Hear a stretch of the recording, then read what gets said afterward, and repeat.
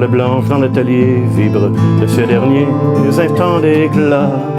Dans un coin sombre de l'atelier, le peintre songe à l'emporter dans un monde de fous de rêve où se marient teintes et formes. Dans un monde de fous de rêve où se lient déjà les formes. Ma grand-mère me disait, hey, 10 ans, même pas, 8 ans, il dessinait, là, mais la feuille de papier débordait sur le plancher.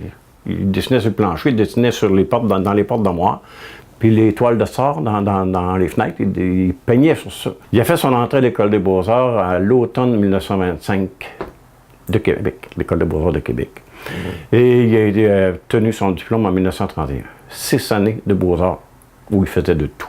Puis, c'était un tempérament où il pouvait pas se permettre, où il était incapable de faire la même chose pendant une semaine de temps. Il rentrait dans son atelier, le matin, il pouvait faire de la gravure. Ensuite de ça, il pouvait faire un petit travail d'observation de nature morte, un coin d'atelier, n'importe quoi, à la main levée sur une feuille de papier, pour garder l'œil et la main. Hein, bien entendu, comme le pianiste fait ses gammes, qu'il disait. Ben c'est vrai aussi, c'est vrai aussi. Je veux dire, faut garder l'œil et la main, puis c'est des exercices qui nous permettent de... Et puis, il y a eu des périodes abstraites, puis il a fait beaucoup de recherches. C'est un aventurier de la technique, que je dirais. Les souvenirs de famille, c'est...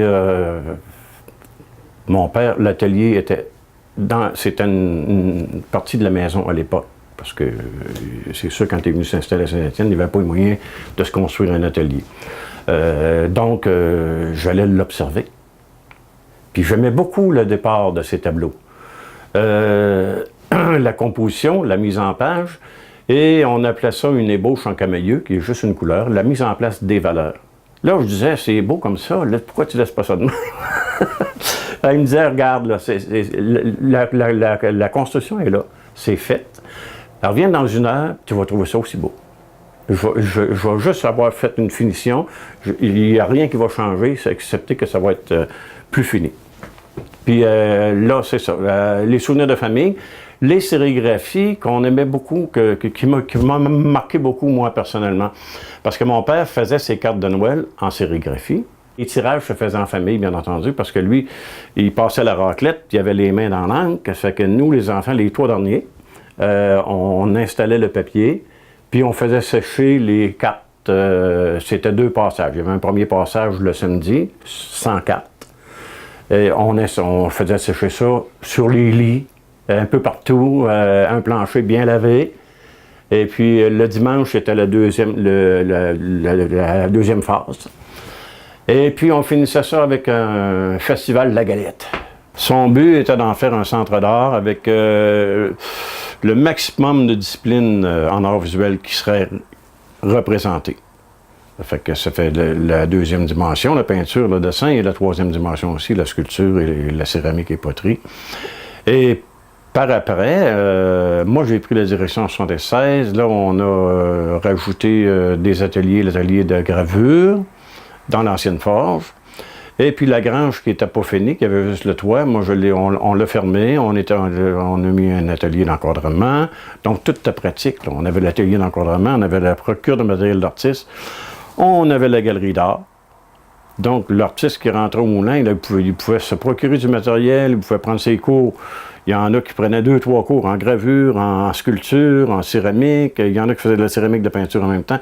Fait que c'était vraiment un centre d'art, puis c'était très actif, parce qu'il y a des années qu'on avait, avec les sessions intensives d'été, en plus, on avait une année qu'on a eu 350 inscriptions, je crois. Il y avait du monde, ça grouillait beaucoup. Les expositions champêtres ont débuté ici, à l'atelier de mon père, avec 8 de ses élèves en 1964. Donc, il y avait discuté avec un artiste dans un voyage dans l'Ouest, puis il disait, en discutant, ça lui a donné l'idée de faire des expositions en plein air, expositions champêtres. Donc, ça a été le fondateur des expositions champêtres. Et le but premier, et ça continuait après aussi, le but était de présenter les travaux qui avaient été faits dans l'année. Ça attirait beaucoup de monde. Oh mon Dieu! Les dernières années, c'était des 5-6 000 personnes dans une fin de semaine. Oui. Puis c'était pique-nique. Il y avait une marquise, il y avait la Symphonia qui était amie avec mon père, qui venait jouer. On avait de la musique. Puis là, tout le monde pique-niquait sur place. Je veux dire, c'était la fête champêtre.